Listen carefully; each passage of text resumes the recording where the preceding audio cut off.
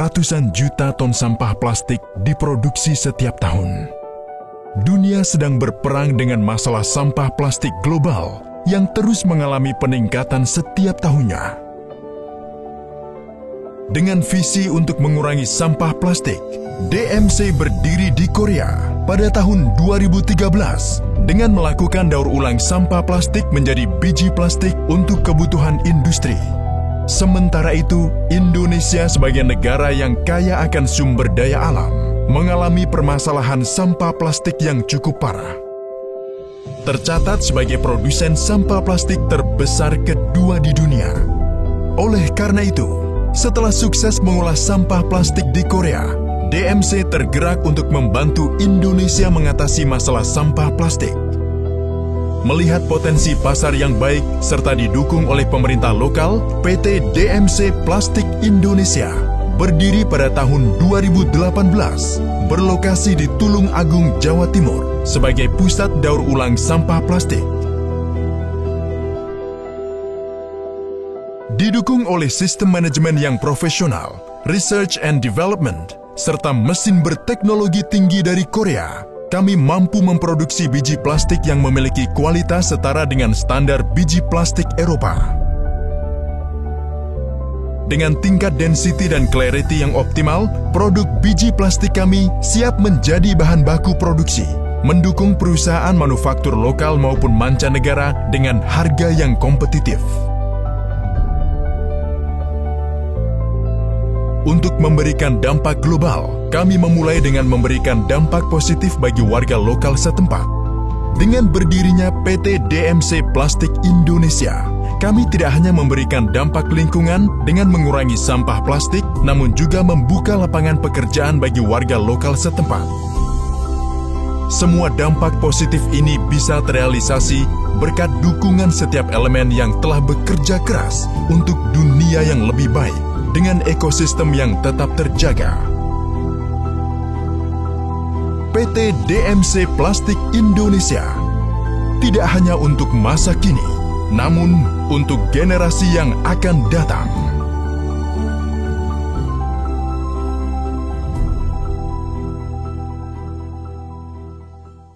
Assalamualaikum warahmatullahi wabarakatuh. Salam sejahtera. Di sini saya akan memperkenalkan diri. Nama saya Bapak Edi Purwanto sebagai Direktur Utama PT DMC Plastik Indonesia. Dan saya mengucapkan terima kasih kepada peserta edukasi daur ulang sampah plastik Indonesia. Dan di sini saya akan menggambarkan tentang PT DMC Plastik Indonesia, yaitu suatu perusahaan di bidang daur ulang plastik, dari limbah plastik ke bahan baku untuk produksi jenis biji plastik. Berdirinya perusahaan plastik di lokasi kami di Desa Campur Darat, di Kabupaten Tulung Agung, Jawa Timur. Kenapa kami tercetusnya untuk perusahaan plastik? Karena melihat sampah plastik ini menjadi momok terbesar bagi dunia, contohnya di Indonesia. Maka kami dengan kemampuan dan keahlian, maka saya berinisiatif untuk mendirikan suatu perusahaan tentang daur ulang plastik untuk mengurangi sampah, terutama di Tulung Agung, sekitar dan seluruh Indonesia. Cukup sekian, itu penjabaran dari saya, dan terima kasih. Saya ucapkan sekali lagi terima kasih kepada peserta edukasi. Wassalamualaikum warahmatullahi wabarakatuh.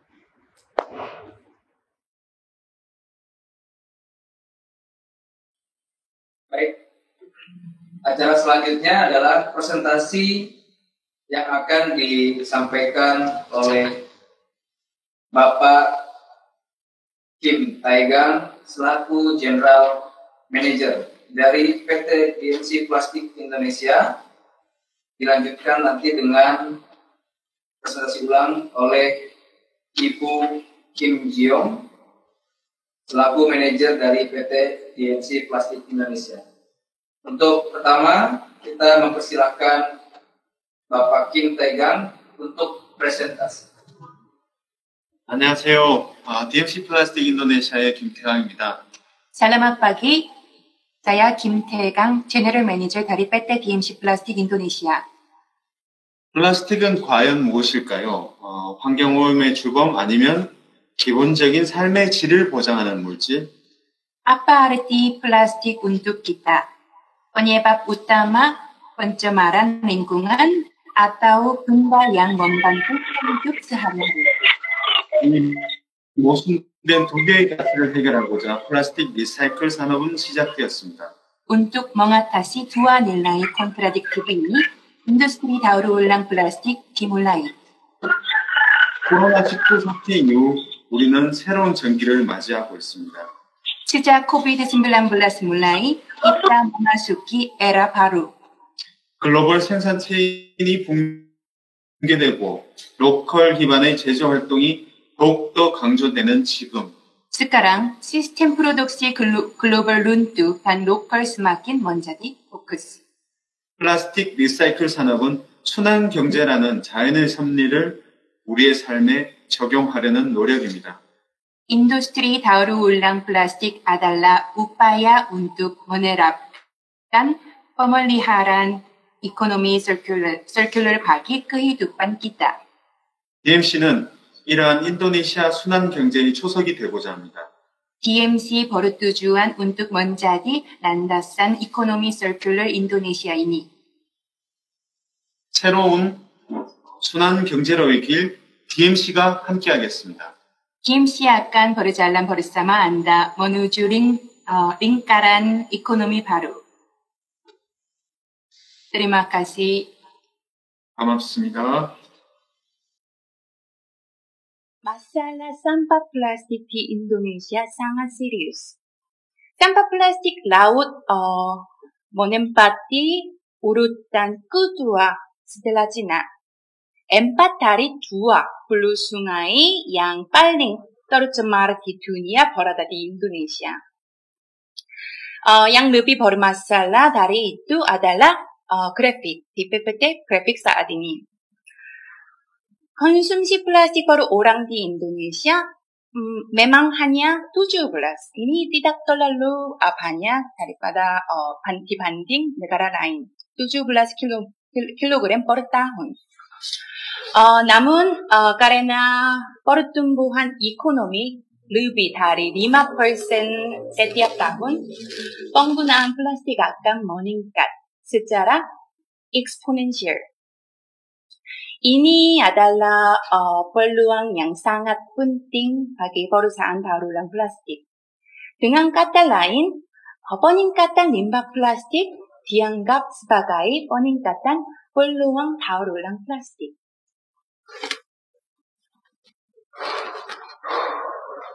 Alasan kedua, mengapa kami datang ke sini itu karena teknologi yang tepat dari DMC Korea. Perusahaan-perusahaan Eropa Barat memiliki kecakapan paling teknologi dalam industri daur ulang plastik seperti sore plastik. Namun DMC Korea hampir sama produktifnya. Untuk biaya produksi daur ulang plastik, sore plastik memerlukan 3 juta dolar Amerika, sedangkan DMC hanya 700.000 dolar Amerika. Mana yang lebih baik untuk Indonesia?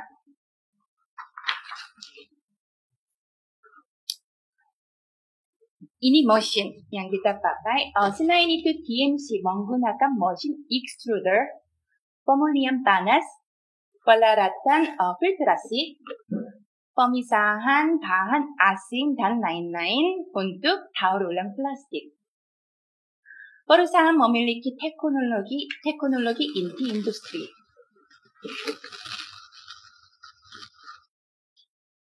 Biarkan saya memberitahu Anda sekalian kasus Korea terkait daur ulang plastik. Tidak semua plastik dapat didaur ulang dengan lancar di Korea juga.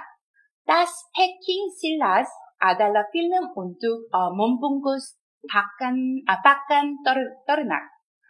Tidak ada perusahaan yang mendaur ulang bungkus pakan ternak tersebut sebelum DMC Korea. Sebelumnya karena tidak ada yang mengumpulkannya, para petani membakar film tersebut di gudang. Setelah 2 tahun penelitian dan pengembangan, DMC telah memperkenalkan teknologi untuk mendaur ulang salis baling. Dikembangkan untuk pertama kalinya di Korea. Secara khusus bahan baku kami didaur ulang sebagai bahan baku untuk produksi film di bawah 80 mikron. Banyak perusahaan pakan ternak banyak perusahaan pakan ternak mencari kami, dan pada Desember 2019 tahun lalu 51% dari semua silas di Korea ditangani oleh DMC Korea. Sebelum 2013, pengemas limbah silas di Korea dan petani hanya membakar sampah di lumbung. Dari tahun 2014, petani akan menjual dengan biaya kepada mengumpul yang kami bayar. Kami kemudian mengirimkan bahan baku ke perusahaan pengemasan. Perusahaan pengemasan menggunakan bahan baku dengan harga bersaing untuk menghasilkan produk dengan harga bersaing kepada konsumen. Dengan kata lain, sistem ekonomi daur ulang plastik baru telah dibuat.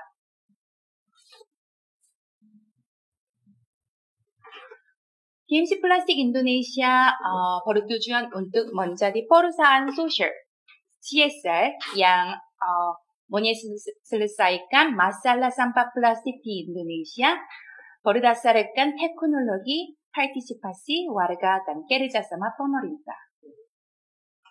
Melalui kekayaan dan keuntungan dari industri plastik, kami ingin berbagi lebih banyak dengan orang-orang dan masyarakat Indonesia. Sekarang secara khusus saya akan menjelaskan kepada Anda apa yang kita akan lakukan tentang rencana kami. DMC Korea akan terus berinvestasi selama 3 tahun. DMC akan mendatangkan 6 seri mesin selama 3 tahun ke depan. Mempekerjakan 300 karyawan dan juga menargetkan pendapatnya 15 juta dolar Amerika. Jenis plastik yang dapat kami daur ulang saat ini adalah PET, PE, LDPE dan HDPE, dan PP, biasanya PP karung.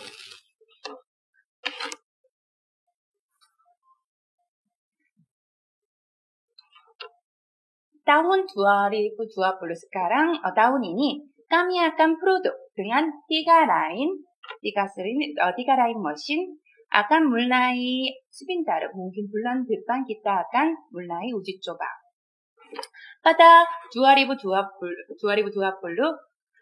kami rencana membangun pabrik tambahan dan menambah 2 seri mesin lagi. Juga meningkatkan target penjual menjadi 12 juta dolar Amerika dan mempekerjakan 200 orang. Pada 2020, kami menambahkan 1 seri lagi sehingga totalnya 6 line mesin bertujuan untuk rekrut 300 orang dengan target penjualan 15 juta dolar Amerika. Foto berikut ini adalah gambar untuk mesin. Kedua dan ketiga yang sudah barusan sampai pada bulan Mei kemarin.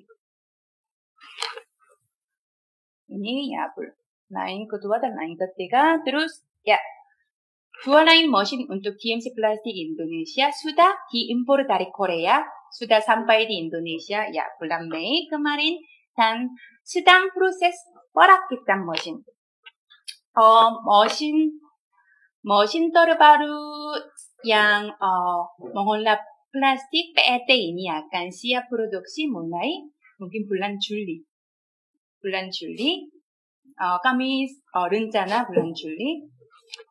Terus, ini sekarang DMC Plastik Indonesia sedang merakit mesin dari Korea.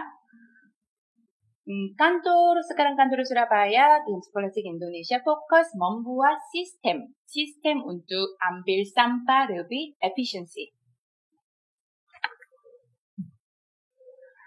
Jika kami dapat membuktikan bahwa kami berhasil dalam industri ini, kami akan menjadi satu contoh global untuk memecahkan masalah plastik.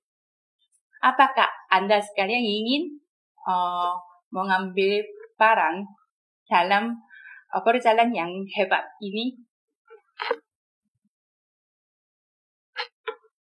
Ini foto dari kemarin. Mungkin ada bapak, ibu yang sudah ikut acara ini. Kemarin kami ada acara di Tulungagung. Nama acaranya Tulungagung Recycling Network. Banyak bapak-bapak dan ibu-ibu yang berperan dan ikut serta dalam lingkungan hidup, pengumpulan sampah dan recycle hadir acara kami. Saat itu kami melihat harapan dan kesempatan yang bagus untuk kita bisa membuat sistem pemilahan dan daur ulang sampah plastik yang lebih baik di Indonesia. Terima kasih banyak. Terima kasih. Kita barusan mulai ini YouTube channel dan Instagram untuk memberi banyak orang-orang tentang DMC terus konten tentang lingkungan. Ya, jadi boleh ikut. Ya, terima kasih banyak.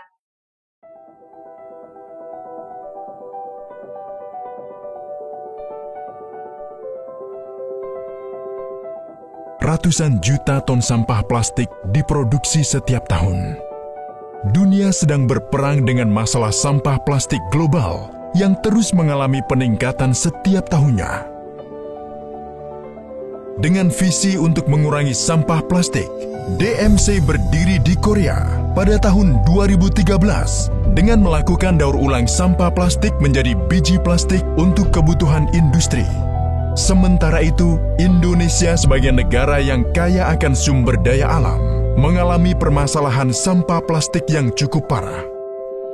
Tercatat sebagai produsen sampah plastik terbesar kedua di dunia. Oleh karena itu, setelah sukses mengolah sampah plastik di Korea, DMC tergerak untuk membantu Indonesia mengatasi masalah sampah plastik. Melihat potensi pasar yang baik serta didukung oleh pemerintah lokal, PT DMC Plastik Indonesia berdiri pada tahun 2018, berlokasi di Tulungagung, Jawa Timur, sebagai pusat daur ulang sampah plastik. Didukung oleh sistem manajemen yang profesional, research and development, serta mesin berteknologi tinggi dari Korea, kami mampu memproduksi biji plastik yang memiliki kualitas setara dengan standar biji plastik Eropa. Dengan tingkat density dan clarity yang optimal, produk biji plastik kami siap menjadi bahan baku produksi, mendukung perusahaan manufaktur lokal maupun mancanegara dengan harga yang kompetitif. Untuk memberikan dampak global, kami memulai dengan memberikan dampak positif bagi warga lokal setempat. Dengan berdirinya PT DMC Plastik Indonesia, kami tidak hanya memberikan dampak lingkungan dengan mengurangi sampah plastik, namun juga membuka lapangan pekerjaan bagi warga lokal setempat. Semua dampak positif ini bisa terrealisasi berkat dukungan setiap elemen yang telah bekerja keras untuk dunia yang lebih baik dengan ekosistem yang tetap terjaga. PT DMC Plastik Indonesia tidak hanya untuk masa kini, namun untuk generasi yang akan datang.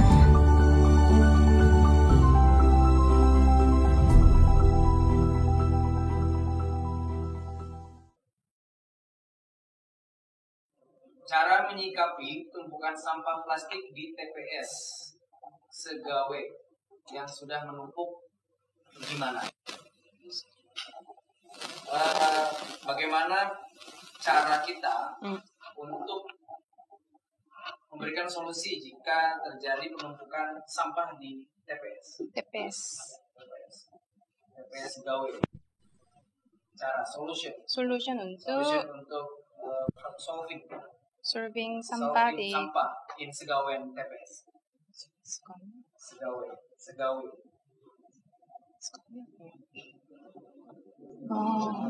잘 모르겠어요. So, ya gimana kita bisa, ada cara kita bisa, ada solution itu, problemnya apa? Semua sampah. Di TPA atau TPS? TPS seperti kemarin kita. TPS Segawe itu gimana ya? Sebenarnya kita belum pernah tahu. TPS 우리가 저희가 국민한테 같은 경우는 세계 문제를 안내를 했었는데 돌릴 수가 없다. TPS라고 하는 거. 뚫릉하고 TPS에 있는 이 쌈바 모이는 많이 나는 쌈바들을 처리해주는 방법이 있을까요? 사실 저희가 모든 문제를 쓰레기에 관한 모든 문제를 해결할 수 있는 게 아니라 플라스틱 리사이클과 관련된 공정기술과 기계를 가지고 있는 게 전부입니다.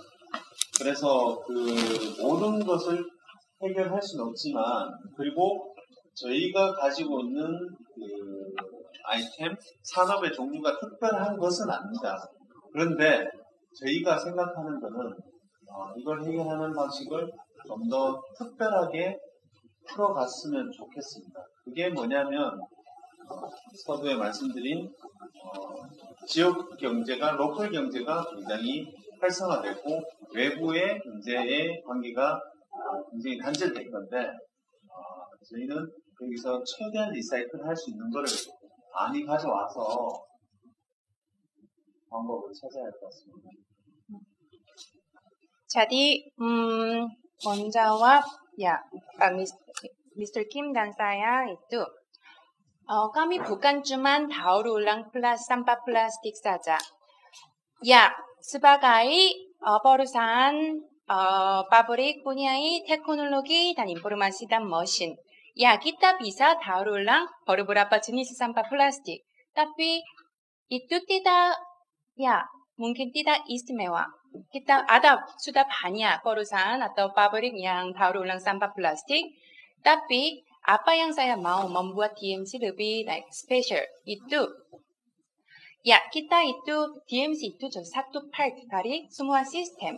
Kita harus kerja sama di part lain seperti ya kita mendapat jenis yang cocok plastik. Tapi yang lain dari di TPA banyak jenis, ada jenis bukan cuma sampah plastik, plastik juga banyak jenis. Terus ada limbah makan, ada yagi lain. Tapi dan kita sebagai Mr. Kim tadi membuat sambutan solidaritas dan kerjasama. Jika kita bisa membuat ini sistem ini, ya, menemukan solusi untuk sampah-sampah limbah-limbah di TPS. 그리고 한 가지 더 말씀드리면, 저희는 그 인도네시아 서양 폐기물의 성상, 종류에 좀 더 주목하고 있습니다. 다수의 데이터에 따르면 인도네시아의 생활 폐기물의 종류 중에 60% 이상은 오가닉 폐기물, 15%에서 20%는 플라스틱 폐기물입니다.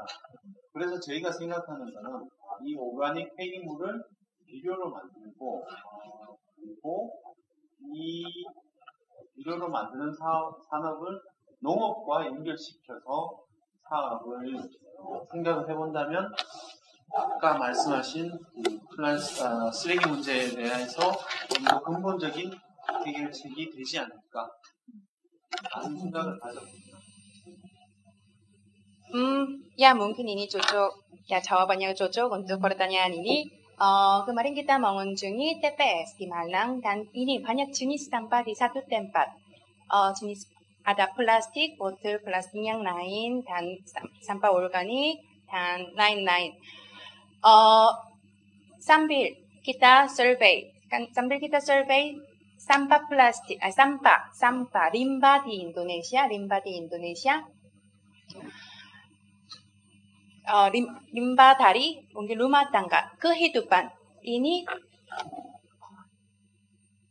60% ini dari limbah makanan.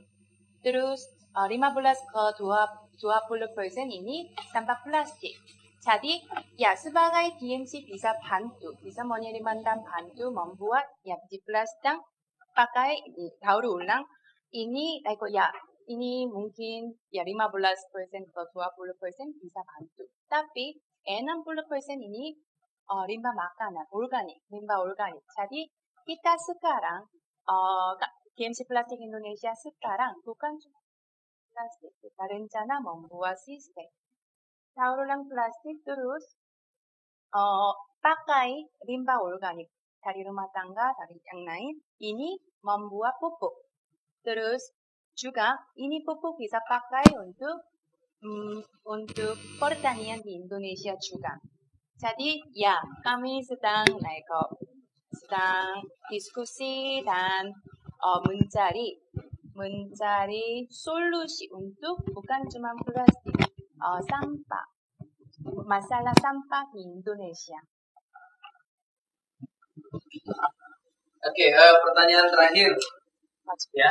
Mohon maaf untuk yang belum kita bacakan, tapi ini pertanyaan terakhir.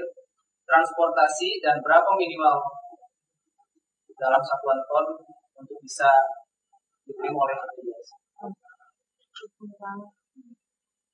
yang minimal 양이랑 그다음에 트랜스포테이션 가격.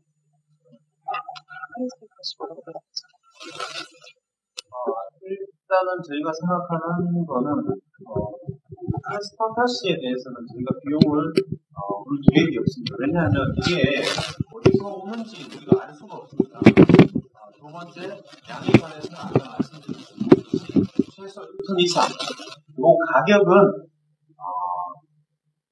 개별적으로 문의하시면 기본적으로 저희가 생각하는 프라이스를 제공해드릴 수 있지만 결국 이것도 제품의 질에 따라서 굉장히 큰 차가 있을 수밖에 없음을 미리 말씀드립니다.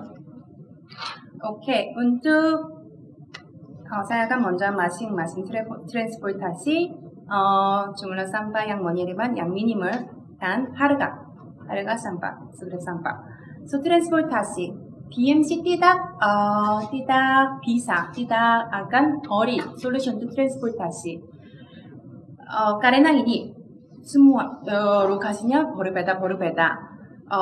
Kita bisa sama DMC bisa diskusi tentang transportasi, tapi saya mau juga minta cari solusi untuk itu, kumpulkan bersama dan ini jumlahnya cukup untuk DMC bisa ambil, kita DMC juga bisa bantu. Jadi ya boleh diskusi sama DMC. Terus minimal jumlah yang minimal sampah yang kita mau menerima itu lebih daripada 1 ton. Minimal itu 1 ton. Karena sebagai perusahaan yang butuh 900 ton per bulan, kita butuh ini lebih daripada 1 ton.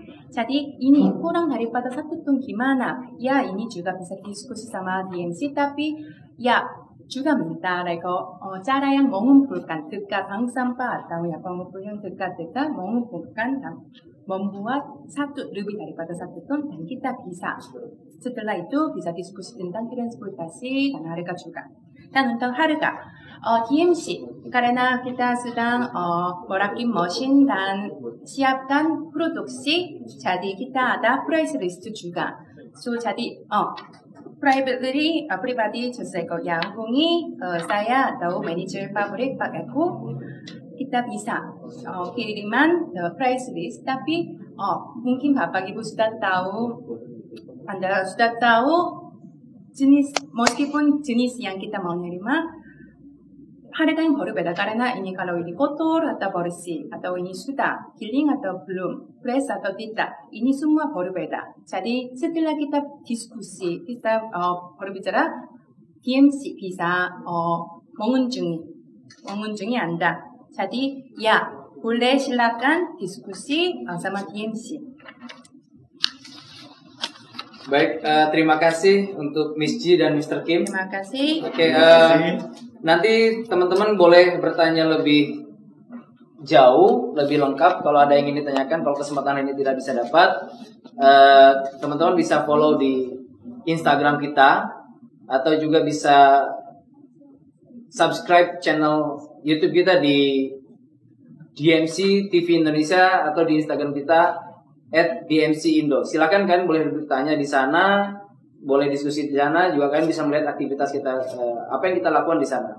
Oke, sesi Q&A yang pertama sudah kita lewati. Selanjutnya kita akan beranjak ke sesi selanjutnya ya, presentasi yang kedua akan disampaikan oleh Mbak Hani Ismail sebagai founder dari Nol Sampah Surabaya.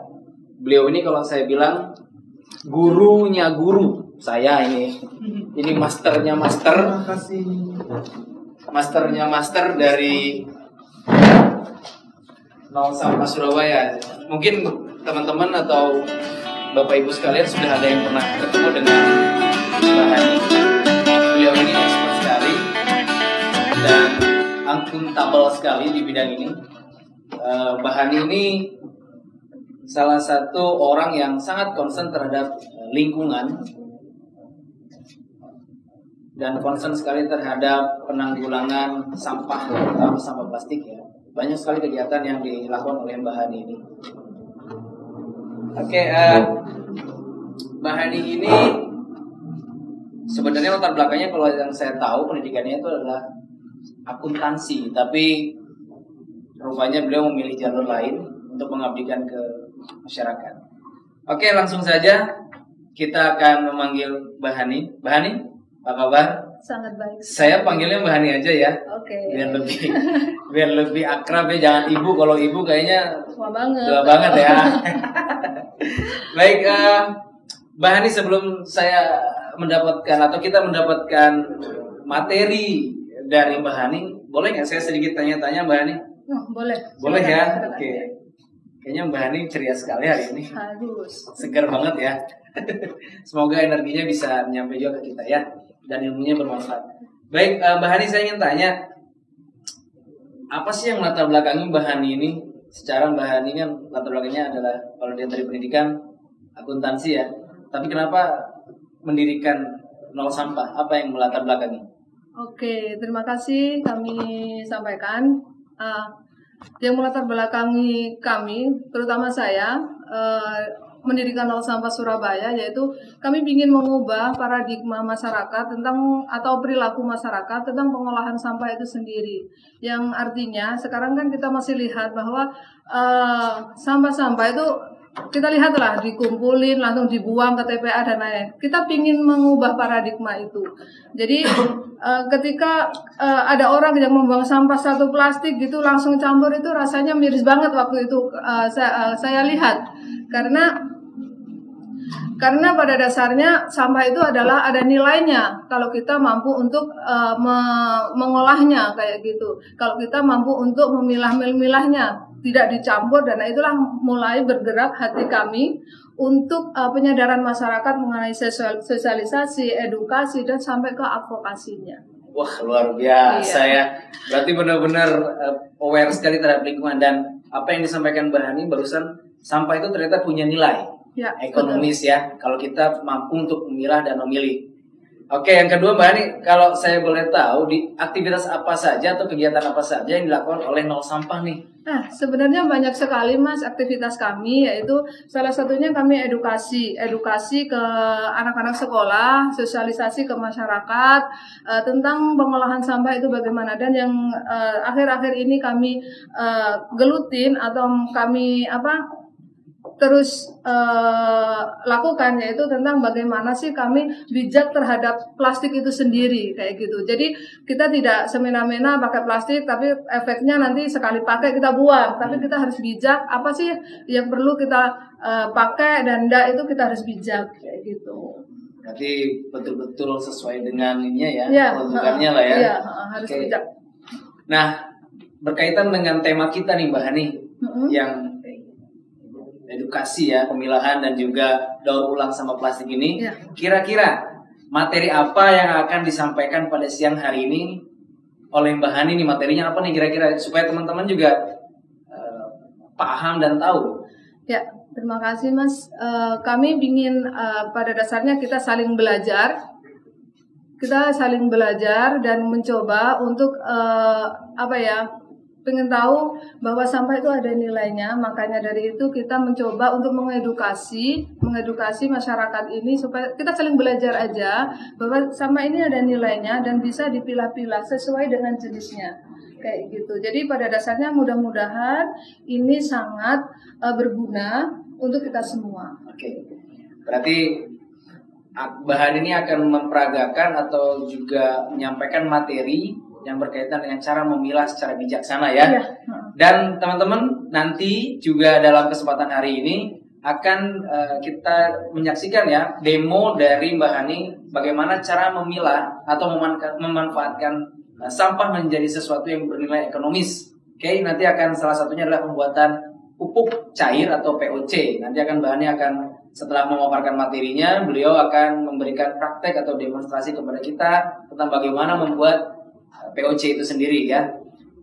Selain itu saya mengingatkan ke teman-teman pada peserta yang bergabung dalam acara ini, nanti kalau ada pertanyaan kita akan kita akan buka di Q&A nanti, sesi Q&A atau sesi diskusi ya. Seperti biasa teman-teman bisa nanti mengajukan pertanyaan melalui direct chat ya, atau nanti ada kolom di situ, silakan kalian mengajukan pertanyaan itu, nanti akan kita pilih pertanyaan-pertanyaan yang berkaitan dengan materi yang akan disampaikan oleh Mbak Hani. Tanpa panjang lebar lagi, saya akan mempersilakan beliau untuk menyampaikan materinya yang luar biasa. Semoga bermanfaat. Silakan. Terima kasih. Selamat pagi. Assalamualaikum warahmatullahi wabarakatuh. Yang kami hormati Mr. Kim, Miss G, dan teman-teman semua yang ada di ikut webinar kali ini. Salam lestari, salam 3R. Mudah-mudahan kita semua dalam keadaan sehat walafiat. Dan terima kasih juga kepada PT DMC yang telah mengundang saya untuk ke sini berbagi berbagi pengalaman tentang edukasi, pemilahan dan daur ulang sampah plastik. Dan di sini kami akan mencoba untuk menjelaskan beberapa kejadian-kejadian ataupun paradigma-paradigma apa sih yang ada di Indonesia. Langsung saja. Nah, ini adalah tragedi Louis Gajah pada tahun 2005 di TPA di Benowo. Itu sekitar per hari itu adalah 1.400 ton per hari. Nah, kalau keadaan ini tidak kita tangani, mengubah paradigma masyarakat untuk mengolah sampah, mengubah perilaku masyarakat untuk mengolah sampah, pada akhirnya pemerintah kota, pemerintah kabupaten nantinya akan kesulitan karena lama-kelamaan TPA ini akan penuh dan pasti akan tutup. Bahkan nanti pada akhirnya mungkin kita tidak bisa membuang lagi ke TPA. Nah, ini diapakan sih sampahmu itu? Dan ternyata 74% itu dibuang dan hanya ditumpuk. Nah, itulah perilaku kita, ditumpuk, dibuang saja tanpa ada perlakuan untuk mengolahnya. Yang dipilah hanya 19% dan lainnya dibakar. Nah, masyarakat ini tidak tahu kemana sampahnya akhirnya dibuang. Ternyata mereka tidak tahu bahwa selama ini dia menghasilkan sampah, dia tidak pernah tahu bahwa ujung-ujungnya sampahnya itu kemana. Gitu. Nah, ini kondisi di Indonesia juga. Data riset dari SWI, 24 sampah di Indonesia tidak terkelola dan hanya 7% yang bisa didaur ulang. Dan 69% itu adalah totalnya semua berakhir ke TPA. Berarti masih banyak sampah-sampah kita yang ada nilainya organik, anorganik itu adalah semuanya masuk ke TPA. Nah, bahaya sampah bagi lingkungan ini yang sangat penting karena pada dasarnya kalau kita lihat, kita sih mungkin hanya mengandalkan kita sudah membayar per bulan 10.000 kok. Kita sudah punya penarik gerobak yang setiap hari mengambil sampah kita. Jadi kita kadang-kadang tidak aware terhadap lingkungan, terhadap sampah kita. Ini adalah gambaran kita sehari-hari kalau lewat ya. Jadi mungkin di pinggir sungai di mana kita sering melihat keadaan seperti ini, kotor, sungai dipenuhi dengan sampah dan lain-lain. Ini di Gedangan Sidoarjo, ini adalah foto pada tahun 2016.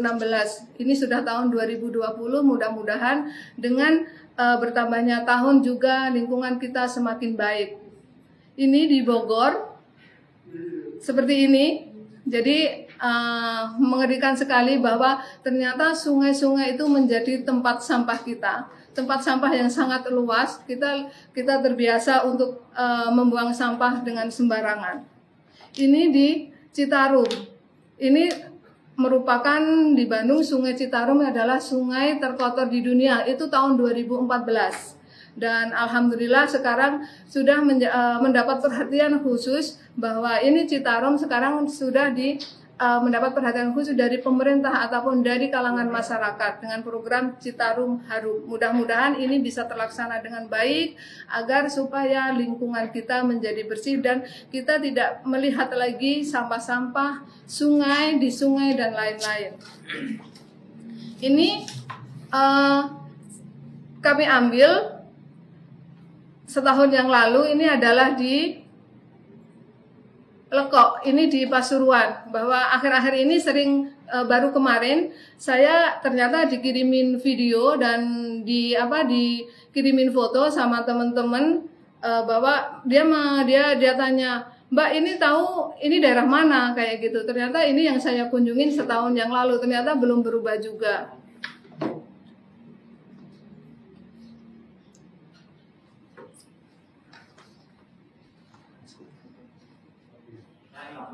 Ya, itu adalah gambaran-gambaran. Kami ulangi, ini adalah di Lekok Pasuruan. Waktu itu kami jalan-jalan ke sana, kami melihat begitu banyak sampah plastik waktu itu, sampah kemasan di pantai timur Surabaya. Jadi kami di Nol Sampah juga mendampingin teman-teman yang ada di pantai timur Surabaya, khususnya adalah di mangrove. Waktu itu memang sampai sekarang, dari 2012 sampai sekarang kami dampingin bagaimana sih kami ingin menyusuri sampah plastik itu sampai mana. Dan ini salah satu contoh sampah-sampah yang ada di sana. Tadi bermuaranya sampah plastik itu ternyata ada di sana. Ini salah satu contoh, ada beberapa merek sebenarnya yang kami foto di sana, ada macam-macam lah kayak gitu. Ini juga ada di pantai timur Surabaya, dan ini ternyata hancurnya itu, ya kita tahu plastik itu hancurnya 100 sampai 500 tahun. Makanya itu kita harus bijak untuk menggunakan plastik itu. Kalau tidak kita perlu ya kita tidak mempergunakannya. Ini juga di pantai timur Surabaya, jadi begitu banyak sekali. Jadi ini adalah 90% sampah di laut itu adalah dari darat. Dan ternyata 80% itu adalah sampah plastik. Jadi kita sudah bisa bayangkan, kita tidak bisa, kalau kita lihat di muara dan lain-lain, pasti kita akan yang nemuin paling banyak itu adalah sampah plastik. Makanya dari itu, kita sering mengajak mahasiswa, anak-anak sekolah, kita sering mengedukasi mereka, setidaknya setelah pulang dari sana jangan buang sampah sembarangan, karena ujung-ujungnya ini akan fatal. bukan hanya ke sungai kita, ke laut kita, tapi ini adalah nantinya akan ke biota-biota laut juga.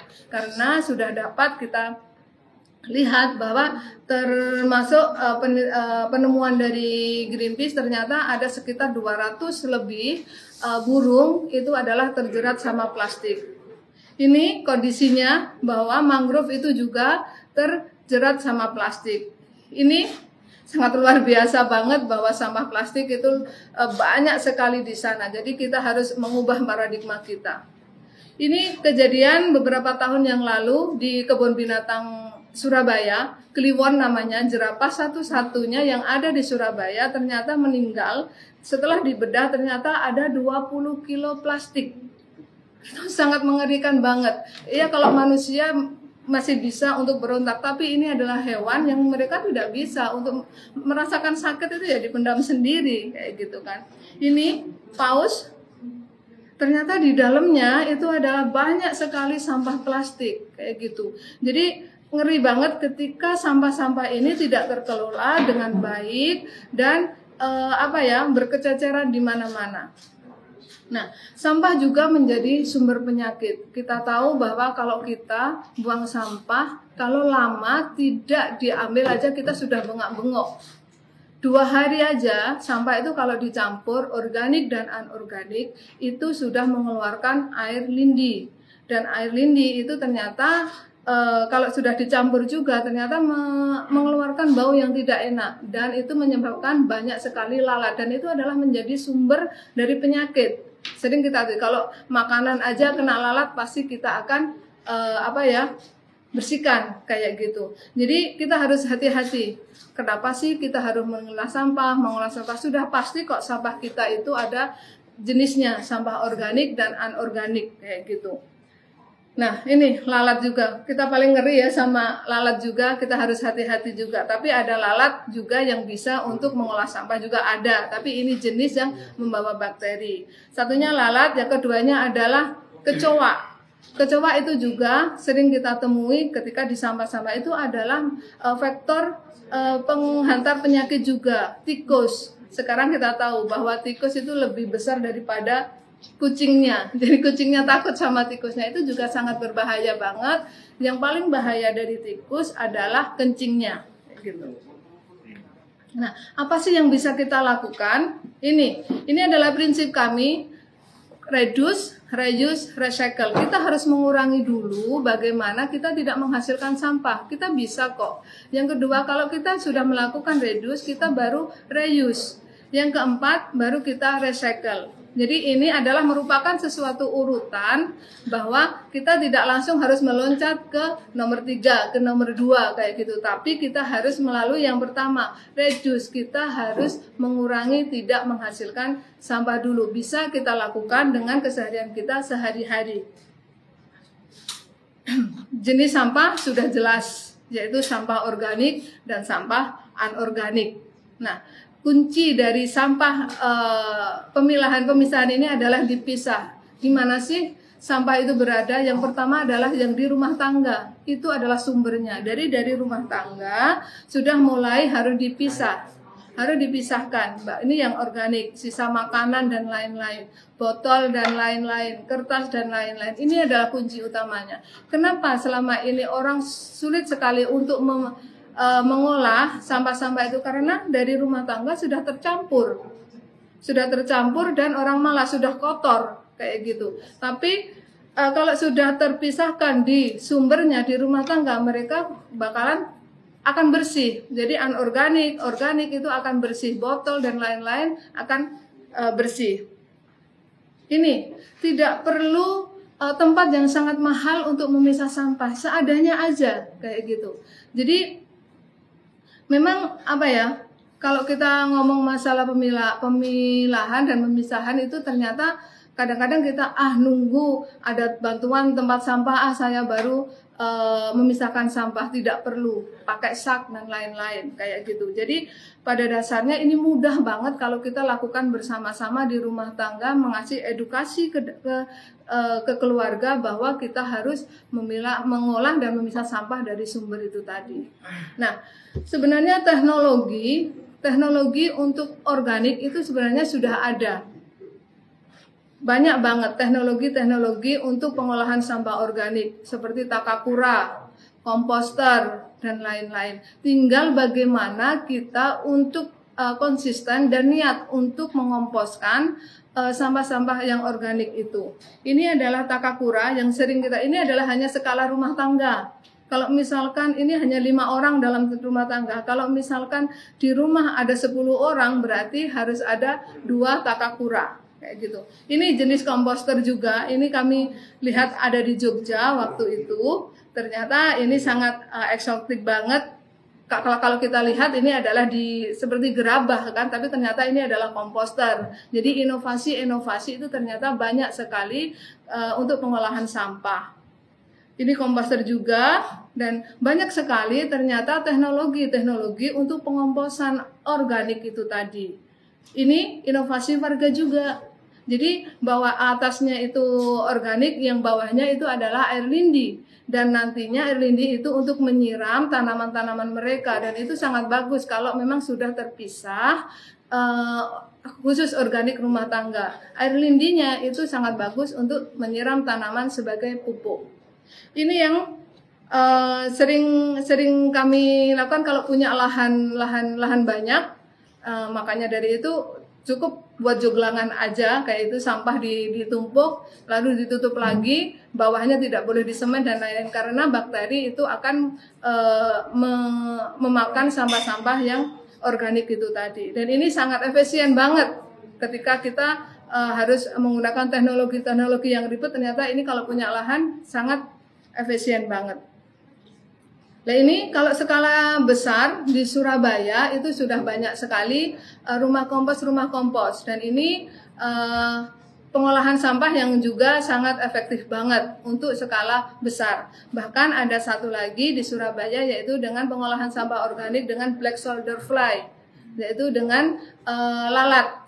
Dan itu ternyata sangat ekonominya nilainya sangat tinggi. Ketika kita ngomong masalah kompos, 1 kilo itu hanya sekitar 500 atau 1000. Ternyata kalau sudah diolah menjadi maggot, belatung, itu nilainya akan semakin tinggi, sekitar 5.000 sampai 6.000 kayak gitu. Jadi inovasi-inovasi itu sudah ada, tinggal bagaimana kita untuk mengolahnya. Kita sudah disajikan, kita sudah disodorin teknologi, tapi bagaimana kita harus mempergunakannya dengan baik. Nah, tujuannya apa sih seperti itu? Sebenarnya tujuannya ini adalah supaya berkelanjutan. Yang organik secara berkelanjutan tidak dibuang dengan sia-sia. Karena kita tahu bahwa TPA kita sudah semakin hari semakin penuh. Makanya kita harus menyadarkan masyarakat, partisipasi masyarakat itu harus digalakkan. Bagaimana supaya benar-benar TPA ini untuk yang residu saja. Masa sih sampah kita sendiri kita tidak mau mengolahnya? Sampahmu adalah tanggung jawabmu, sampahku tanggung jawabku. Itu adalah sesuatu moto yang sangat luar biasa, bahwa kita mempunyai tanggung jawab sendiri untuk mengolah sampah, terutama sampah kita yang kita hasilkan. Mudah banget ketika kita sudah ada di rumah tangga, kita tinggal memisahkan. Organik kita buat komposter, kita taruh di takakura. Yang anorganik seperti botol plastik, botol kaca, kertas dan lain-lain, kita bisa untuk memisahkannya, dan kita tidak perlu tempat yang sangat mahal untuk memisahkan itu. Nah, ini adalah sistem keberlanjutan. Kalau kompos biasanya kita, kalau di Surabaya kan sudah jarang sekali lahan yang sangat luas. Jadi kita mencoba untuk pertanian lahan sempit. Biasanya pakai polybag, terus pakai bersusun, talang bersusun dan lain-lain. Ini adalah sesuatu yang inovatif banget, supaya kompos yang kita hasilkan itu bisa untuk memupuk tanaman, dan tanaman itu kita hasilkan, kita masak sendiri. Makanya akan kembali menjadi suatu lingkaran yang nantinya sampah itu tidak dibuang di TPA. Itulah yang kita nantinya akan mencoba. Penyadaran masyarakat memang perlu, dukungan dari beberapa pihak memang perlu, karena untuk mewujudkan sesuatu yang keberlanjutan ini. ini yang anorganik diapakan kayak gitu kan. Selama ini memang kita mikirnya wah ribet Mbak, mau misah aja ini itu kayak gitu. Tapi pada dasarnya sudah jelas bahwa organik, anorganik. Tadi organik sudah berbagai cara untuk metode-metodenya. Sudah banyak sekali pilihan-pilihan untuk mengolah sampah organik. Bahkan sampai pribadi di rumah tangga, sampai ke komunal, kayak gitu, skala besar. Bahkan di Surabaya juga sudah ada beberapa RT itu sudah mulai memisah dari sumbernya. Dan itu yang menjadi bahan baku untuk pengolahan sampah dengan black soldier fly, hasilnya maggot itu tadi. Memang harus intinya yaitu memisah sampah dari sumber kayak gitu. Yang anorganiknya itu pun kalau kita sudah memisah sampah dari sumber, anorganiknya pun begitu, kita bisa manfaatkan. Jadi semuanya tidak sia-sia kayak gitu. Jadi semuanya ada nilai. Nilai itu kan tidak harus uang kayak gitu kan. Tapi nilai bisa jadi lingkungan kita bersih, kesehatan kita terjaga dengan adanya kita mengolah sampah dan lain-lain. Tapi secara global memang anorganik itu biasanya setiap kampung dan lain-lain itu biasanya punya bank sampah. Dan kita masyarakat kita setorkan ke bank sampah itu. Bank sampah nanti baru masuk ke bank sampah induk biasanya. Bank sampah induk. Dan bank sampah induk barulah nanti masuk ke pabrik-pabrik daur ulang. Seperti yang PET masuk ke salah satu contoh di MC Plastik Indonesia menerima PET. Dan itu pasti akan terdaur ulang di situ. Kayak gitu. Nah, ini sebenarnya teman-teman, rekan-rekan semua pasti sudah tahu lah ini kode, tapi banyak yang itu ya, yang kurang tahu ini katanya kode daur ulang dan lain-lain. Ini adalah kode plastik yang biasanya selalu ada. Ini untuk menentukan plastik ini nomor berapa. Plastik ini nomor 1, nomor 2, nomor 3, biasanya ada sampai nomor 7. Kayak gitu. Jadi ini adalah untuk menentukan. Di satu sisi kita bisa sebagai warga, sebagai manusia kita bisa melihat kode-kode itu pasti ada di bawah botol 1, 2. Itu kebanyakan adalah sekali pakai kayak gitu kan. Ini sangat bagus sekali kalau kita melihat atau mengetahui atau memahami kode-kode plastik ini, karena plastik ini ada yang sekali pakai, ada yang beberapa kali pakai, ada yang tidak bisa dipakai sama sekali. Karena pada dasarnya ini adalah untuk mengetahui jenis-jenis plastik ini untuk lingkungan kita. Di satu sisi ini juga memudahkan kita atau di bank sampah itu untuk menentukan nanti di pabrik daur ulang pun mereka pasti akan menentukan jenis apa sih yang bisa diterima. Jadi memang banyak sekali keunggulan-keunggulan kalau kita sudah tahu jenisnya ataupun sudah tahu manfaatnya. Karena kita tahu bahwa pabrik daur ulang itu adalah spesifik, tidak bisa menerima kalau plastik ini campur. Jadi ada seperti DMC menerima PET dan lain-lain kayak gitu. Jadi pada dasarnya kita harus mulai untuk mengetahui dan memahami jenis-jenis plastik ini tadi. Biar kita ada nilainya. Kalau tercampur pasti sudah tidak ada nilainya. Nah, kita pinginnya menuju ini. Ini adalah paradigma pengolahan sampah. Yang lama sampah kumpul, angkut, buang. Itu kita buang. Kita mengubah paradigma itu. Mari kita selesaikan dengan paradigma baru. Biar ada nilai ini sampah. Yaitu tadi, nilai tidak hanya uang aja, tapi kesehatan, lingkungan yang bersih. Sampah sumbernya di mana? Di rumah. Jadi rumah itu menjadi sumbernya. Disitulah kita harus mengolah dan reduce, reuse, recycle. Mengolah. Baru pada saat kita sudah tidak bisa mengolah jenis-jenis tertentu, barulah kita sampah itu masuk ke TPA. Ini yang terus kita dorong. Paradigma baru ini, pengelolaan persampahan baru ini yang terus kita dorong dengan beberapa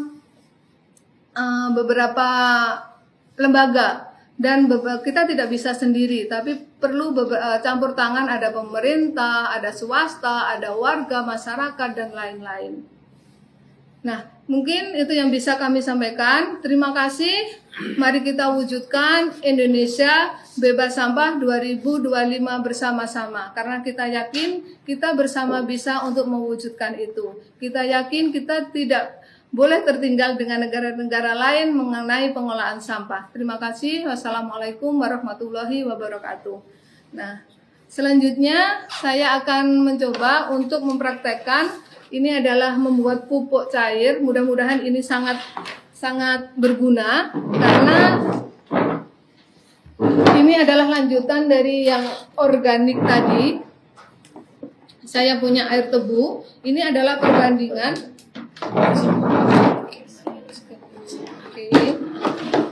Oke, makasih. Ini ada sampah.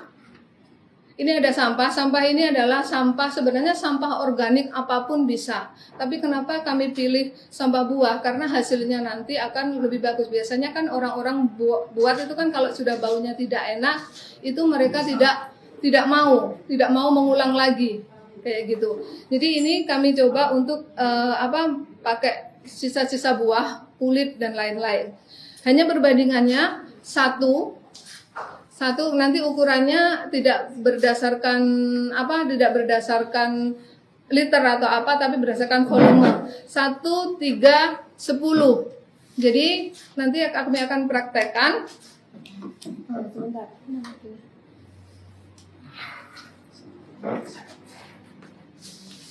Wadahnya sesuai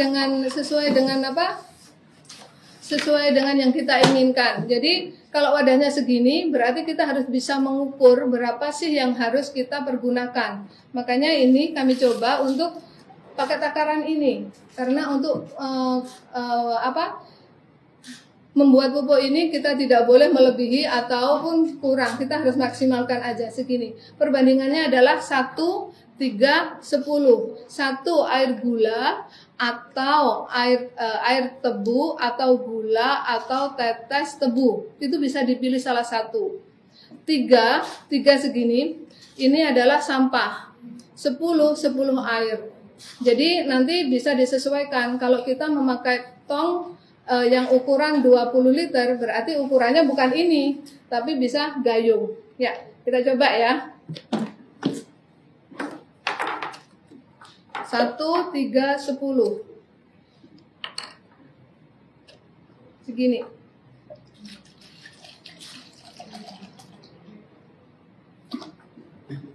Satu. Nah, ini lebih baik ukuran ketiga sampah ini lebih baik kita masukkan ke dalam plastik atau kain. Biasanya kami pakai kain, tapi ini kami coba untuk juga pakai plastik. Ini tiga ukuran ini. Ini supaya kalau memanen nanti kita mudah. Kalau dicampur gini memang sangat boleh, tapi nanti kalau pada saat panen kita akan menyaring. Tapi pada saat taruh di plastik ataupun di kain, nantinya akan mudah untuk memanennya.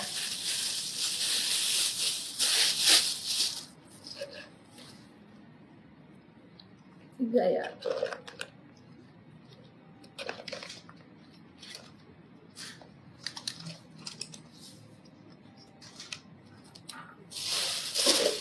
Satu.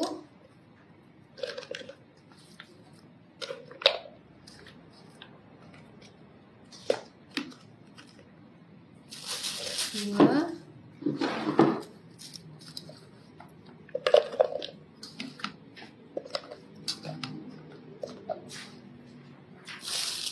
Tiga. Oke, kita ikat.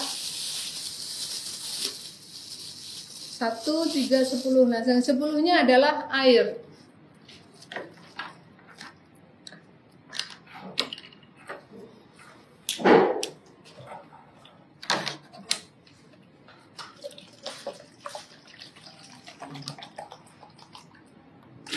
Satu,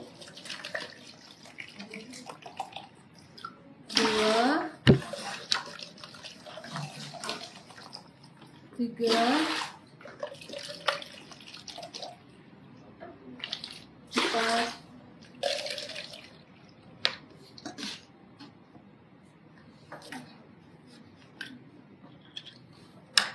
4 ya. 5, 6,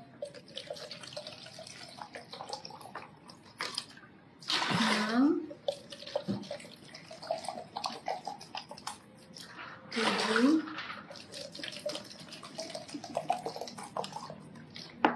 8,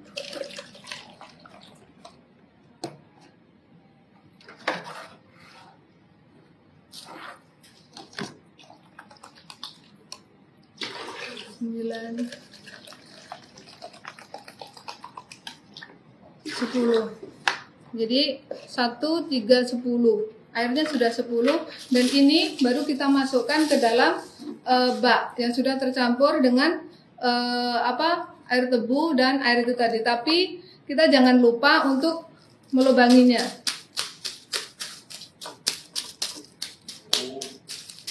Supaya kalau panen nanti gampang tinggal angkat.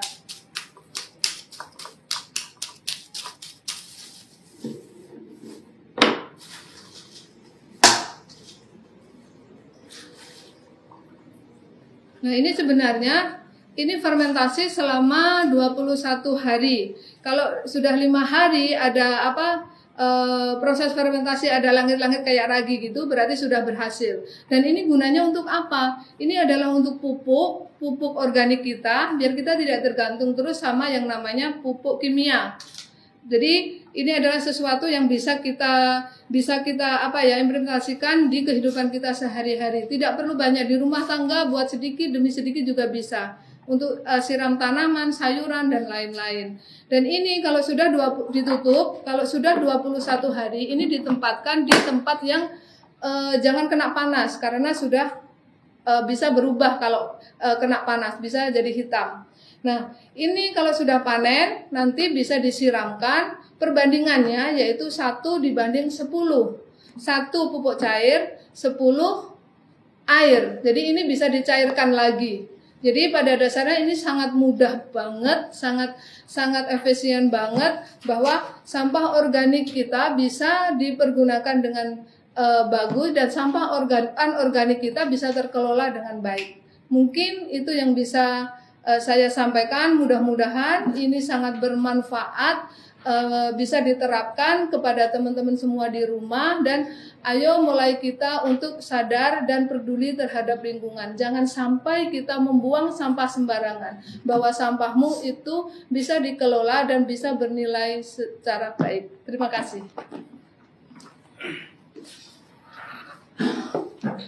Wow, luar biasa sekali ya materi yang disampaikan oleh Mbak Hani ini, juga demo yang diberikan kepada kita. Semoga lebih memperkaya kita dan menambah wawasan kita dalam bagaimana caranya membuat sesuatu yang lebih bermanfaat dengan sesuatu yang kecil tapi memiliki manfaat yang luas. Baik, langsung saja kita menuju ke sesi selanjutnya, yaitu adalah sesi tanya jawab atau diskusi. Yang pertama, saya sudah memilih beberapa pertanyaan yang sudah di tangan saya, tapi sekali lagi saya mohon maaf jika ada pertanyaan yang belum sempat kita akomodir karena terlalu banyak dan juga keterbatasan waktu ya. Sehingga sekali lagi mohon maaf jika ada yang ingin ditanyakan nanti bisa langsung ke Instagram kita aja nanti ya langsung, atau ke kanal YouTube kita di DMC TV Indonesia atau di Instagram kita di @dmcindo. Baik, pertanyaan pertama, Mbak Hani nih siap ya pertanyaannya. Ini pertanyaannya bagus-bagus nih. Iya. Oke ya, yang pertama, bagaimana mengolah sisa makanan nasi yang terkena kuah sayur? Wah, ini orangnya bagus, sering makan sayur nih. Ya, terima kasih atas pertanyaannya. Memang ini sering terjadi ya, kalau kita makan terus nggak habis, sayur sudah tercampur dengan sayur kayak gitu. Bagaimana sih kayak gitu? Tapi sekali lagi kalau makan minta tolong dihabiskan ya. Kita harus mengurangi tidak menghasilkan sampah itu tadi. Jadi makan secukupnya kayak gitu kan. Mengolah sisa makanan nasi yang terkena kuah sayur. Jadi gini, kalau misalkan itu sayurnya isinya itu nggak apa-apa. Tapi kalau masih tercampur dengan airnya itu kita harus pisahkan dulu sama airnya, kita harus tiriskan. Jadi tidak boleh terlalu basah, karena nantinya sering kita temui bahwa itu komposter banyak belatungnya, itu Takakura saya banyak belatungnya, dan itu karena kadar airnya. Kadang-kadang kita sama airnya kita masukkan ke dalam komposter itu tadi. Jadi lebih baik kalau masih ada isinya, kuah sayur dan lain ada isinya, jadi tiriskan, jangan sama airnya itu. Ya, terima kasih. Oke, mungkin si airnya itu kita saring dulu kali ya Mbak Nani ya, biar betul. Kebuang, terus baru sisa makanannya kita lakukan proses pengomposan tadi. Okay. Baik, semoga itu bisa menjawab atau memuaskan yang bertanya tentang hal itu. Selanjutnya pertanyaan kedua, bagaimana cara mengenali lalat yang dapat membantu pengomposan? Lalat kan banyak tuh jenisnya. Oh, iya. Benar. Lalat banyak jenisnya. Coba teman-teman itu biasanya pengomposan biasanya muncul di sedikit ada itu di sampah-sampah itu. Coba googling aja Bapak Ibu, googling di YouTube black soldier fly kayak gitu, atau lalat untuk black soldier fly gitu udah muncul, bentuk-bentuknya seperti apa. Itu kayak hitam, kecil, panjang kayak gitu kan. Berbeda dengan lalat-lalat yang kita temuin. Itu memang perlu perkembangbiakan, dan itu mempunyai siklus yang sangat pendek kayak gitu. Jadi memang kerjaannya mereka memang tidak ada bakteri untuk penyakit dan lain-lain yang khusus black soldier fly itu tadi. Jadi hitam, rada langsing kayak gitu kan, langsing gitu, rada langsing, tidak gemuk-gemuk seperti yang sering kita lihat kan, bermacam-macam itu. Jadi mungkin nanti bisa kami share bentuk black soldier fly itu kayak apa untuk pengolahan sampah dengan maggot itu tadi. Itu sangat efektif sekali, karena dengan pengomposan kita butuh waktu kira-kira 2 bulan untuk jadi kompos. Tapi kalau untuk memakai black soldier fly ini, kita hanya butuh waktu sekitar 21 hari bahwa sampah itu bisa terolah dengan baik, dan 90% itu akan jadi maggot itu tadi. Ya. Baik, kalau secara spesifik mungkin bisa dilihat secara morfologinya, tetapi mungkin kalau secara sepintas mungkin biasanya kalau yang ada di sampah itu yang hijau ya, yang besar ya. Dia agak ginuk-ginuk gitu ya. Ginuk-ginuk seperti itu. Jadi agak besar, hijau. Nah, itu biasanya sumber penyakit sebenarnya sih. Tapi kalau yang black tadi memang punya manfaat tersendiri, terutama di maggot ya. Baik, itu ya. Yang selanjutnya pertanyaan berikutnya, cara edukasi pemulung agar tidak agar tidak reuse, memakai ulang. Plastik yang dipakai. Ya, plastik yang dipakai atau dijual lagi ke kemasan botol plastik. Nah, itu juga berbahaya. Oke, bagaimana? Terima kasih. Ini adalah memang sering kita ketahui bahwa plastik yang sekali pakai sering kita ketahui kita pakai lagi kayak gitu kan. Dan bagaimana sih ini edukasi terhadap pemulung-pemulung itu? Kami pernah mencoba untuk edukasi. Memang kebanyakan mereka sudah tahu bahwa ini plastik jenis 1 atau 2. Tapi ternyata mereka mereka belum paham bahwa plastik ini bisa terpakai sekali. Mereka mikirnya hanya ini bisa pakai berkali-kali kayak gitu. Makanya kita harus ada pendekatan bersama mereka. Kami juga pernah secara tidak langsung pemulung ini juga berperan penting terhadap pengolahan sampah kita loh. Kayak gitu, bahwa dia bisa mengurangi sampah itu tidak masuk ke TPA sangat banyak kayak gitu. Jadi kita mengadakan edukasi. Waktu itu kita survei bersama dengan teman-teman, mengedukasi mereka, bahkan tidak hanya ke pemulung aja, tapi ke semua masyarakat, anak-anak sekolah dan lain-lain. Kita edukasi bagaimana sih supaya botol-botol yang sudah terpakai, apalagi botol yang sekali pakai tidak boleh dipakai, ini jangan dipakai lagi. Jadi memang memerlukan waktu dan energi. Memang kadang-kadang kan kita masuk ke masyarakat itu kan berbeda-beda juga kayak gitu. Jadi memang kita harus mapping, kita harus tahu selainnya mereka kayak gitu. Ya, terima kasih. Wah, betul sekali itu. Jadi memang susah-susah gampang ya Mbak Hani ya mengedukasi itu. Tapi ya bagaimanapun kita harus terus mencoba mengedukasi bagaimana cara memilah dan memilih sampah yang bermanfaat dan punya nilai ekonomis ya. Selanjutnya pertanyaan keempat, apakah di Tulungagung, nah ini nih, sudah ada rumah kompos? Sepertinya Mbak Hani gimana nih mengetahui sekali sudah. Oh, sudah ada ya? Sudah. Bahkan gini, di Tulungagung itu juga sudah ada TPS 3R yang dibangun sama pemerintah pusat dan pemerintah kota, kabupaten, itu sebenarnya menjadi tempat pengolahan sampah juga, tidak hanya yang organik aja tapi anorganik juga. Di situ ada pemilahan dan di situ ada pengomposan juga. Jadi minta tolong dimaksimalkan juga. Sudah ada sarana dan prasarananya di situ. Pemerintah pusat, pemerintah kota sudah menyediakan sarana dan prasarananya. Jadi minta tolong dimaksimalkan. Jadi sudah ada TPS 3R dan di situ tidak hanya untuk organik anorganik aja, tapi di situ adalah untuk organik juga. Jadi di situ memang ada beberapa metode tergantung dari keadaan di situ. Ada yang open windrow, ada yang bata berongga dan lain-lain. Jadi sebenarnya di kota-kota, kabupaten dan lain-lain sebenarnya sudah tersedia sih sebenarnya sarana dan prasarananya untuk pengolahan, apalagi untuk pengolahan sampah organik itu tadi. Ya, terima kasih. Ya, berarti di Tulungagung sudah ada tuh. Jadi kalau teman-teman yang di Tulungagung bisa berkunjung ke rumah kompos. Mungkin bisa dikasih tahu ada.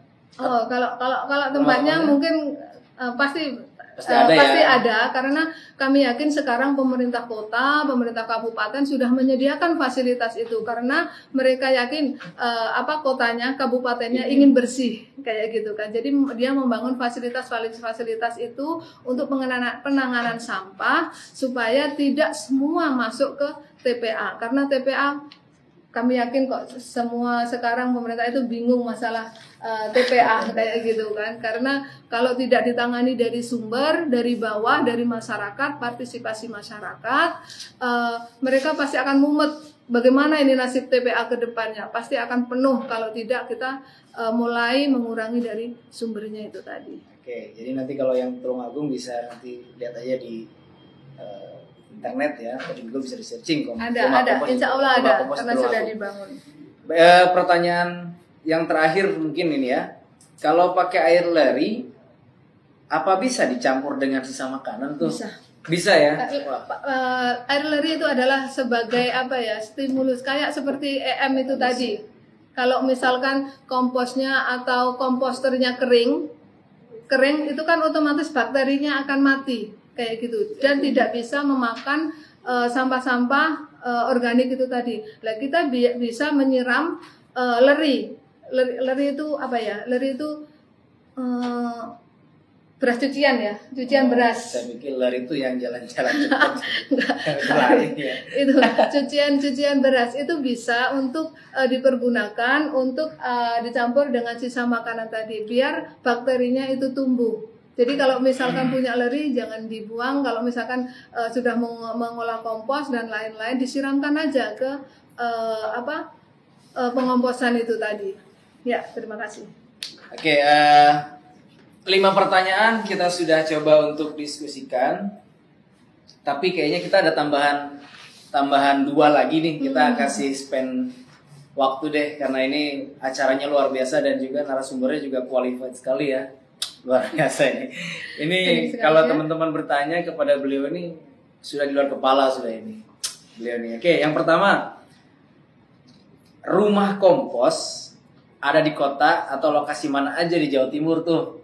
Nah ini tadi sudah saya jawab. Pasti setiap kota, kabupaten itu pasti sudah membuat sarana dan prasarana itu tergantung nanti bentuknya apa kayak gitu kan. Biasanya kalau di Surabaya itu ada 30 lebih rumah kompos kayak gitu kan. Ada juga PDU, pusat daur ulang kayak gitu. Tapi di daerah lain mungkin ada rumah kompos, ada TPS 3R kayak gitu. Jadi ini sistemnya di Jawa Timur itu sudah ada semua. mari kita mendekat ke dinasnya, tanya di mana rumah kompos terdekat yang ada di sekitar kita. Jadi pada dasarnya pemerintah kota melalui dana pusat atau dana kota, alokasi dana di kota itu adalah sudah memfasilitasi sarana dan prasarana itu. Mari kita mencoba untuk aware, cari-cari tahulah di mana, kayak seperti di Surabaya kayak gitu, ada di beberapa titik. Terus di Sidoarjo itu juga ada TPS 3R. Di situ juga mengolah sampah organik dan anorganik juga. Tapi organiknya yaitu tadi jadi kompos kayak gitu kan. Jadi kita perlu harus sering-sering hunting, sering-sering cari tahu rumah-rumah kompos, biar kita juga belajar juga, biar kita juga tahu bahwa sampah kita ujung-ujungnya jangan ke TPA semua kayak gitu. Jadi kita mulai cut dari bawah yaitu di rumah tangga kita harus olah itu tadi. Terima kasih. Oke, jadi teman-teman diminta untuk sering-sering mengupdate, sering-sering melihat yang Mbak Hani gitu ya. Karena kalau kita di-mappingkan itu sangat luar biasa, sangat sulit sekali. Tapi yang jelas kata Mbak Hani atau mungkin saya juga pasti ada ya. Pasti ada. Oke, pertanyaan terakhir Mbak Hani, bagaimana dengan plastik yang tidak dapat diolah atau dibuang ke TPA terus menjadi menggunung? Nah ini gimana nih solusinya? Lah ini sering kami temui, yaitu plastik yang kadang-kadang tidak laku juga ya di bank sampah. Sering kita ketahui bahwa ini nggak laku Mbak, nggak ada nilainya kayak gini-gini. Makanya kita mencoba untuk melalui 3 pendekatan itu tadi, reduce, reuse, recycle, itu adalah 3 urutan. Kita harus mulai untuk mengurangi tidak menghasilkan sampah dulu. Sampah misalkan kita penggunaan plastik kayak gitu. Kalau kita tidak perlu plastik, ya kita jangan memakai plastik. Kita benar, memang kita masih membutuhkan plastik. Tapi suatu saat kita misalkan ke belanja kayak gitu. Masa sih kita hanya beli 1 makanan ringan kita minta plastik. Nanti plastiknya akan dibawa pulang, sekali pakai terus dibuang kayak gitu. Jadi kita harus mulai bijak untuk menggunakan plastik. Sama juga ketika plastik yang tidak dapat diolah kayak gitu, kita harus mulai bijak untuk memilihnya kayak gitu. Pada dasarnya kita bisa kok memilih yang ramah lingkungan. Jadi misalkan kalau beli makanan ringan atau bawa kotak sendiri kayak gitu ya. Jadi semua itu adalah kita harus mengurangi, tidak menghasilkan sampah dulu, baru kita reuse, memakai yang bisa kita pakai, barulah kita ke daur ulangnya. Itulah sebenarnya ini adalah urutan reduce, reuse, recycle. Memang kita sangat sulit sekali, apalagi yang plastik yang multi layer kayak gitu kan. Jadi ini sudah menjadi bukan rahasia lagi, tapi sudah menjadi rahasia umum bahwa di bank-bank sampah itu ternyata mereka mencari pembeli untuk multi layer ini sangat susah sekali. Walaupun ada, tapi harganya sangat minim, sangat rendah banget. Makanya dari itu kita harus mengubah pola pikir kita. Misalkan ini sampo, contoh aja sampo, kayak biasanya kalau kita pakai sasetnya itu kan multi layer kayak gitu kan. Nah, ayo mengubah pola perilaku kita beli yang gede, jangan pakai saset lagi, karena sasetnya itu susah sekali untuk didaur ulang kayak gitu. Dan kita tahu bahwa kalau sudah nyampe TPA itu bebas sampah plastik itu. Kalau kena angin, di sana kan luas, kena angin itu berterbangan kemana-mana. Kasihan banget kan kayak gitu. Bahkan sekarang pun nyari tempat TPA itu susah banget. Harus izin ini, harus itu, tidak boleh dekat dari warga dan lain-lain. Banyak warga yang protes ketika lahan ini mau dibuat TPA dan lain-lain. Makanya dari itu kesadaran masyarakat, kita harus jangan menunggu orang lain, ayo kita lakukan dari diri kita sendiri apa yang bisa kita lakukan untuk lingkungan kita yang lebih baik. Ya, berarti gampangannya memang gini Mbak Hani. Untuk merubah sesuatu yang biasa kita lakukan dalam tanda kutip hal yang buruk, itu menjadi lebih baik sangat sulit ya. Butuh niat dan juga butuh konsistensi, butuh juga kita kesepakatan lah bahasanya bahwa kita sama-sama peduli dengan lingkungan. Selain itu juga kita harus benar-benar aware terhadap pencemaran lingkungan sendiri yang kan ya. Makasih. Baik, Mbak Hani, dengan berakhirnya sesi jawab Sudah atau sesi selesai, pertanyaan. ya? Alhamdulillah Mbak Hani. Sebenarnya saya yakin teman-teman di rumah juga pengen banyak sekali. Cuman karena keterbatasan waktu Mbak Hani, iya. saya mungkin harus membatasi juga. Terima kasih Mbak Hani atas waktu dan Terima wawasan. kasih, Semoga Mas. dapat Semoga membantu bermanfaat. dan menambah wawasan untuk kita semua. Kita akan masuk ke sesi selanjutnya, yaitu adalah penutup ya.